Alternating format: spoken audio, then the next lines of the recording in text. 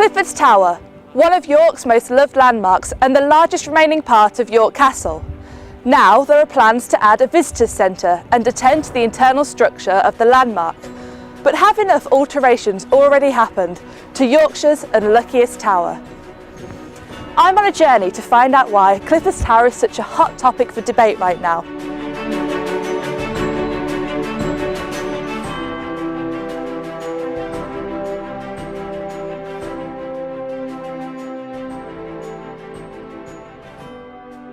And hopefully I'll make up my mind whether I'm for or against the plans for the new visitors centre.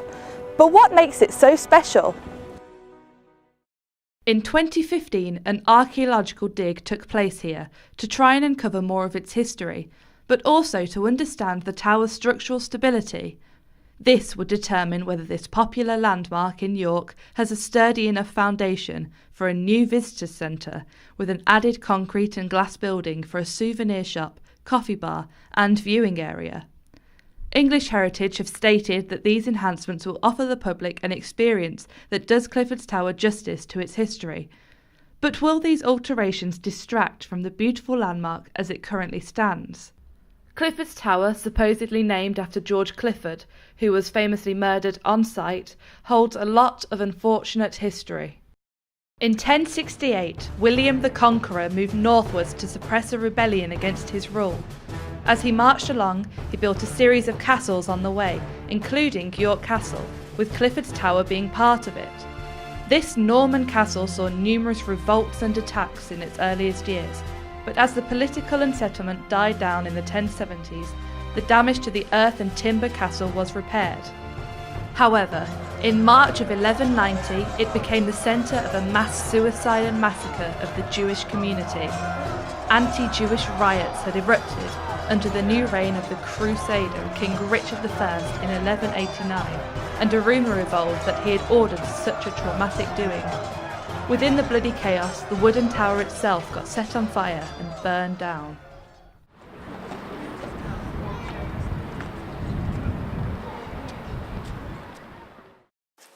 So the tower holds a lot of history that's key to York's story, which understandably raises people's concerns for the future of their beloved landmark. So why build an added feature to an incredibly old building? I contacted English Heritage to ask them about their reasons for modernising the landmark, but got a response stating that there is an ongoing legal matter with Councillor Johnny Hayes, so they refused to let us film inside the tower. If English Heritage won't convince me that these debatable plans are worth it, I'm going to have to follow this journey on my own. I caught up with Johnny to find out what's really going on here. So can you just tell me a bit more about what the alterations actually are? What are they planning to do to the tower? Yes. Well, there are two basic phases to it. In the tower itself, there is restoration work that needs to be done to maintain the tower, but that was actually not part of the planning permission. They'd already allocated money for that. But inside the tower, their intention is to build a series of walkways so that you can actually see the inside of the tower at different levels. Some people think that it's okay. I'm one of them that thinks it's okay, but a lot of people think it's completely wrong and they don't like it at all. So that aspect of it, from my point of view, isn't too bad. The other part is that they're planning to build a shop, cafe and visitor centre at the base, and that I'm very much against. It's a concrete and glass building that's actually into the motte itself, and from my perspective completely and utterly out of place, particularly when we're looking at the idea of redeveloping the car park.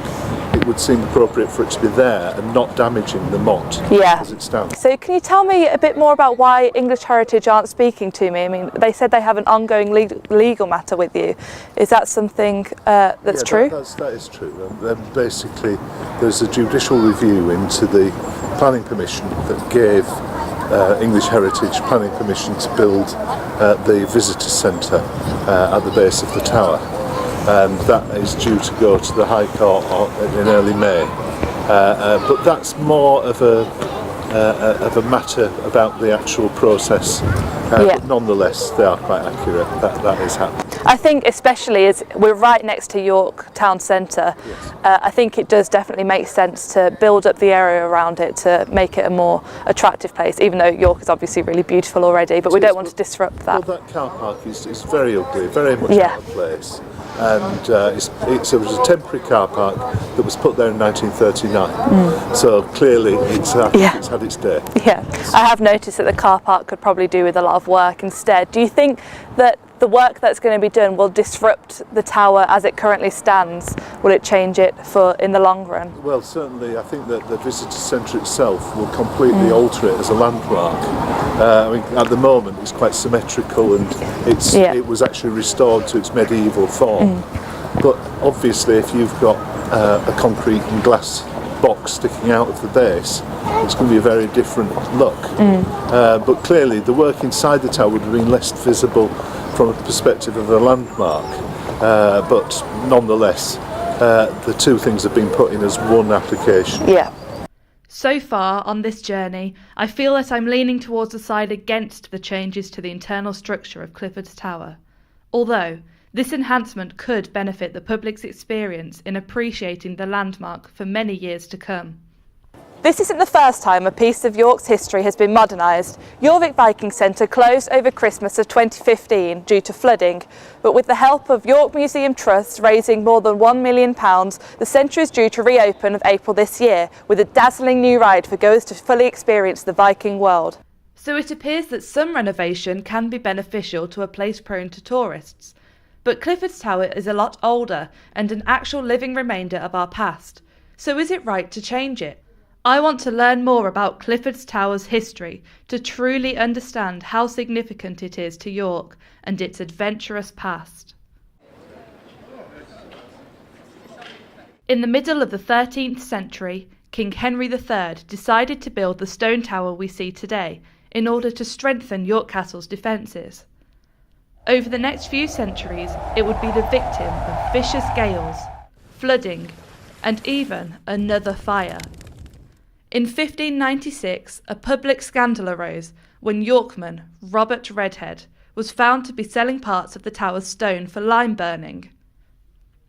As we reach the 18th century, Clifford's Tower seems to be one of the only surviving standings from the medieval era. During the 1820s, the whole castle area was used as a prison, with a high wall built around the base of the mound. It wasn't until 1935 that these prison walls were demolished and Clifford's Tower was opened to the public, as seen today. This is clearly a very special and unique part of York's history, so I really am unsure if disturbing its current fragile state is a good idea. Let's see what the people of York really think. I think if there's a need for it, it's not a bad place for it to go. It's good. Yeah, because you can probably put like a little temporary exhibition space in there, a little cafe.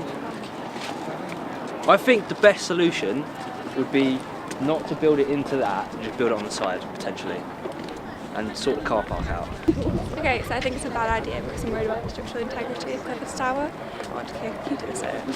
I think it's a good idea to build a visitor centre, but I don't see the need to build it on the actual piece of history because it's so important and it can be here for a lot longer and the structure might be ruined.